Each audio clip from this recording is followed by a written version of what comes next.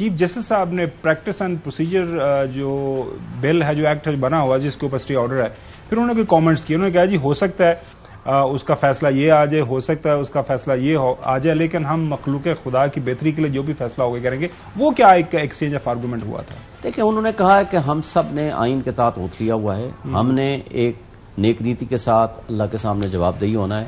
ہم نے لوگوں کی حقوق کے تحفظ کے لیے ہم سے جو ہوگا اور جو ہم سمجھیں گے وہ فیصلے کریں گے، اور وقت پہ بھی کریں گے انشاءاللہ، اور جلدی فیصلے کریں گے. اور پریکٹس اینڈ پروسیجر ایکٹ کا جو معاملہ ہے اس میں بھی اصل مسئلہ یہ ہے کہ ججز چھٹیوں پہ ہیں، اور وہ اسپیشل بینچ ہے 8 رکنی بینچ جو وہ اس کو سن چکا ہے. تو لہٰذا جب وہ بینچ اویلیبل ہوگا، میرا خیال جولائی کا آرڈر کہا گیا ہے کہ اس میں فیصلہ ہوگا، تو میرا خیال ہے وہ ہو جائے گا. اور ان کیسز کا بھی انہوں نے کہا ہے کہ حکم تنائی دینا ہوگا تو بھی ہم اٹارنی جنرل کو سن کے دیں گے، اور اگر ہم اس کو کوشش کریں گے کہ اس کیس کا بھی جلدی فیصلہ کریں.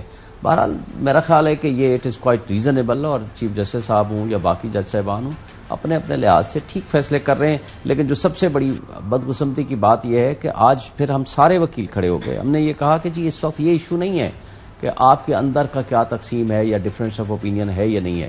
ایون قاضی صاحب کی موجودگی میں سب وکلاء نے کہا کہ اس وقت ملک میں پریکٹیکلی آئین معطل ہو چکے ہیں، جس کو چاہتے ہیں اٹھا کے لے جاتے ہیں، جو پریس کانفرنس نہیں کرتا اس کے ساتھ زیادتی ہوتی ہے.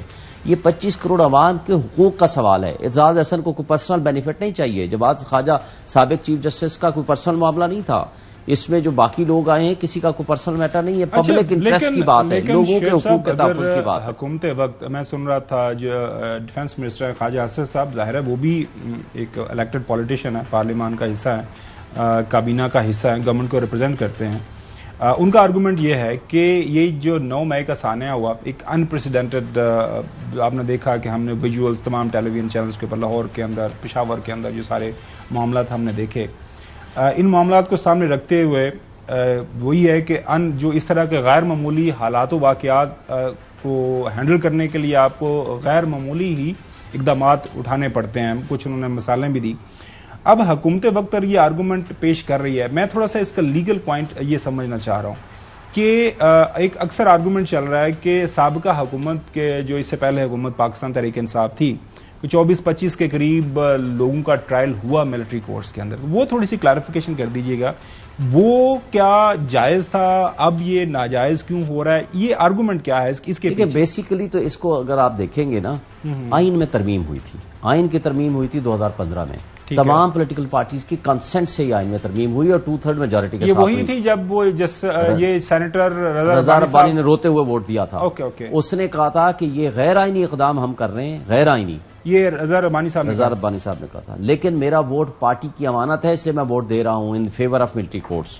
اور جب آئین میں ترمیم ہوئی اس کے اندر یہ بات مینشنڈ ہے کہ کسی پولیٹیکل پارٹی کے ورکر کے خلاف یہ شک استعمال نہیں ہوگی. اور اس کے اندر سنسیٹ کلاز تھی، یعنی 2 سال بعد آٹومیٹکلی ختم ہو جانا تھا. یہ 21ویں ترمیم تھی. پھر اس کو سبسیکوینٹلی امینڈ کر دیا، اس کو 2 سال کے لیے ایکسٹینڈ کر دیا 23ویں ترمیم کے ذریعے. اس کا ٹینیور 2019 میں ختم ہو گیا. اس کے تحت کیے جانے والے اگر کوئی ٹرائل تھے تو وہ ویلڈ تھے، اس لیے کہ جب اس کو چیلنج کیا گیا تو سپریم کورٹ کے 17 جج صاحبان اس وقت بیٹھے تھے، فل کورٹ تھی. اس میں 11 جج صاحبان نے کہا کہ چونکہ یہ آئین کی ترمیم ہے لہذا آئینی ترمیم کو سپریم کورٹ ختم نہیں کر سکتا. اور دوسری بات 6 جج صاحبان نے، جس میں جسٹس جواد خواجہ صاحب اس وقت کے قاضی فائز عیسیٰ صاحب اور باقی جج صاحبان نے، 6 جج صاحبان نے یہ کہا کہ نہیں، آئین کی ترمیم ہونے کے باوجود بھی یہ انکانسٹیٹیوشنل ہے، سویلین کا ٹرائل آپ مارشل ملٹری کورٹس کے ذریعے نہیں کر سکتے. تو لہذا آج تو آئین میں کوئی ترمیم نہیں ہے.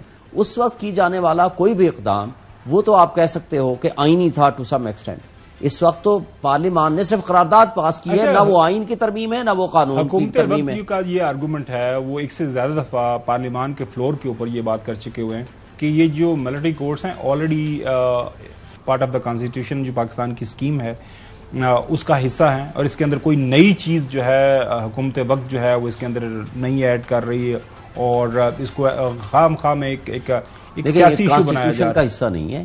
یہ ایکٹ بنا تھا 1952 میں، اس کے اندر ہی 1967 میں کہا گیا تھا.